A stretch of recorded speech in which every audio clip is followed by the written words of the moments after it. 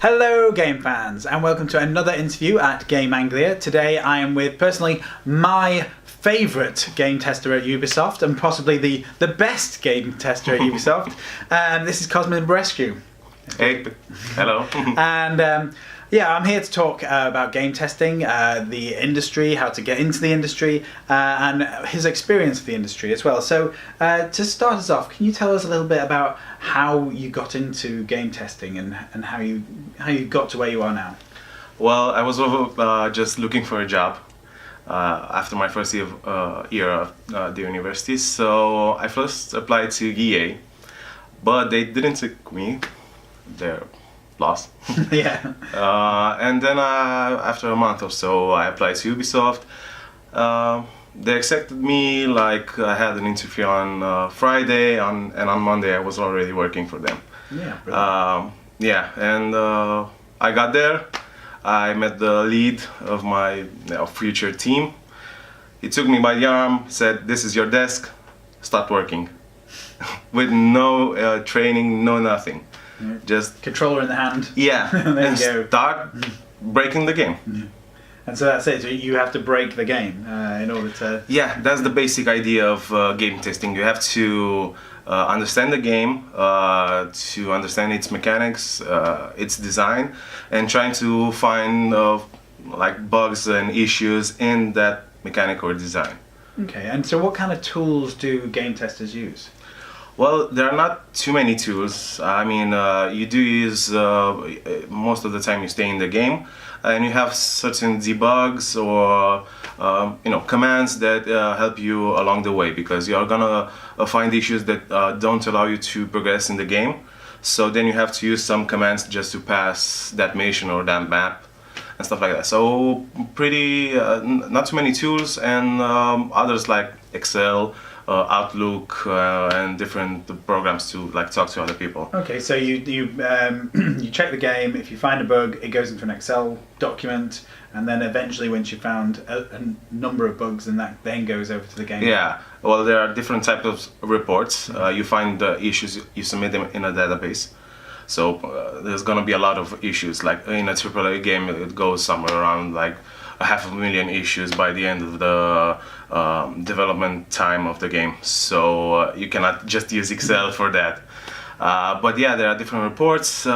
These consist of Excel, so most of the issues that you submit in the database, you're gonna put in an Excel, and this goes on and on, like on a fixed period. And so when you approach a new game, do you have to sort of think of it differently? You know, do you have to go, right, I wonder what happens if I climb that tree, even though it was never intended by the game dev that anybody would ever climb that tree? I'm gonna tell you a small story. Like after 2 years of doing this, I cannot watch a movie or a series or even play a game without finding issues with it, finding bugs. And it's horrifying for me. I'm gonna go to a movie and that texture is low res or something like that, and almost every game I play, I'm trying to find bugs in it. I'm like, oh, this is cool, but what if I did this? Yeah. Does it break the game? But usually it doesn't, because launch games do pass this rigorous testing before, and it goes and to the product. The product goes to the players like in a good quality. Okay, and so you say being a game tester does have its issues, but what's the most fun part about being a game tester? For me personally, it's getting to know other people. Once you do start working in a company, and in a big company, you're gonna have teams of 30, 40 people, and you make new friends, new acquaintances. That's how I'm here. Yeah. Because I met Raresh, and that's the most fun part. And also when you do work with the developers, like next to them, and become friends, it's very nice to like, hey, Cosmin, this is the new thing I made. Okay, this is how you can break it. And they get pissed off and they come to me, and I get it. I'm enjoying this. And so that's the best thing. So what is probably the worst thing about games testing? So for most people, it's a dream job. You know, I get to play games all day, but that is the most frustrating part of it, because people always think that being a game tester means that you go somewhere and play games from morning to evening and you get paid for it, but it's not quite that. Now I'm also a trainer, so I train the new guys that become testers, and I'm telling them what we do, how we do, stuff like that. And it breaks a bit their bubble, right from the beginning. And then you put them in the game and you give them one mission and you tell them stay in this mission 8 hours a day, 5 days a week, maybe 3 or 4 months. Yeah. That's not fun. Wow. And after testing that, submitting bugs, doing reports, having meetings, I mean, it's not that different from what the developers actually do. We still have the same same processes. Yeah, this kind of the same processes as they do, and we go along the game as they do, following the same milestones and the same criteria, stuff like that. Okay, and I know there's a lot of Ubisoft games that we can't talk about today, but what is one of the weirdest or strangest bugs that you've ever come across in other games? In other games, strange bugs, I don't know. There's a lot of games where you can break them and go out of the map and stuff like that. Do you ever find any secret rooms when you suddenly push yourself through a wall and then go, oh look, there's a room that the developer left in by accident? Because I'm sure I did. I don't remember it now. The one thing that stuck with me for a long period of time is when I played Dishonored. So I didn't have any expectations for the game. I just saw a trailer but was not that impressed. But then I got to play it and I found it really nice. And for the first try I went all hack and slash. And then I found out, hey, if you go peacefully, you have another ending. It's gonna be another experience. And yes, it was another experience. By the second time I was playing the game, I started breaking it, trying to try to find issues with it. It was only one bug. I found only one bug to it. I'm sure there are a lot of other bugs, but this one I really liked it because it was not just a bug, it was an exploit. So I was in a bunker and there were a lot of enemies outside, which I didn't want to kill them because I was going stealth. Yeah. There was a small ledge through which I was able to see outside, but if I were looking through it, they would see me.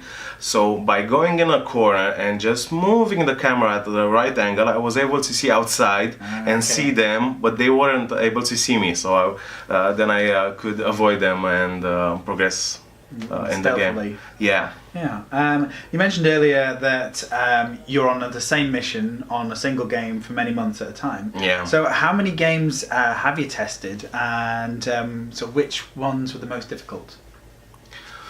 I think I have been on 6 or 7 already launched games, and the most difficult, I don't know. Every project is difficult, especially at the beginning, and I've been the guy who mostly started some of these projects, and the difficult part is getting used to the game, understanding it, documenting it, trying to find the info, and then spread the info once the team gets more people into it and stuff like that.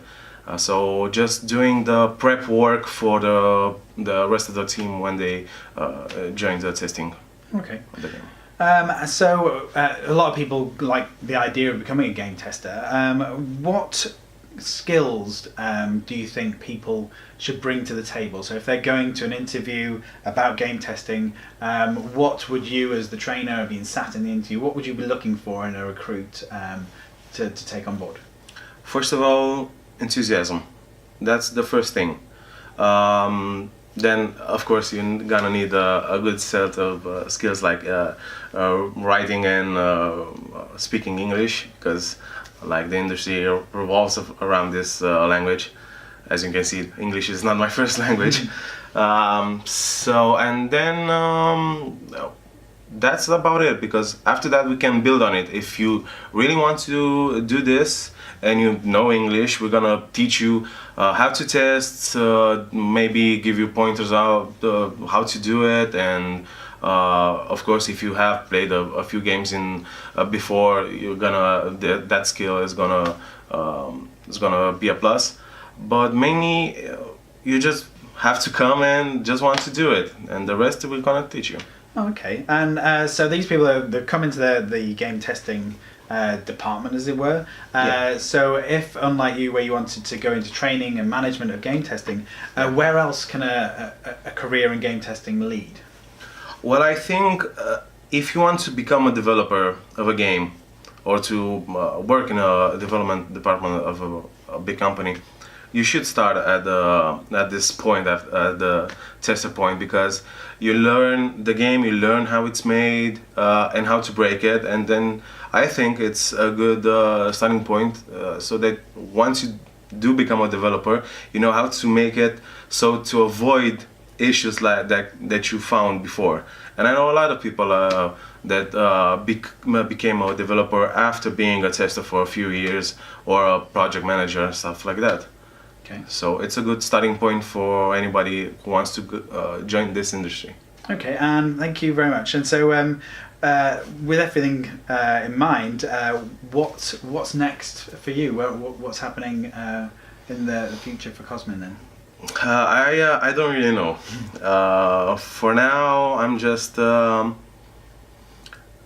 to find what I want to do next, because I've been doing this for almost 8 years.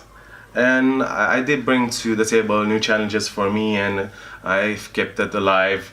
But yeah, I'm getting used to it. I am not doing stuff that I have already did before. So I don't know, I might go towards management, and maybe join the development team as part of management. Okay, and my final question, which I've been asking all the speakers here today, Yeah. was if you could go back in time to the day you were just starting out in games testing, and you give yourself a bit of advice, what would you say to yourself? Maybe invest more time. And start it faster. Because I think for me at 21 years old when I started this, it was a bit too late. I mean, I could have done it before, like when I was in high school, or right after finishing high school, but I did wait a year to actually go into the industry. Oh, okay. Oh, that's excellent. Well, thank you so much. It's fantastic. Thank you for having me here. And if this video has been useful, and please give it a like, subscribe to the channel, and we'll be back with another interview very soon. Bye bye.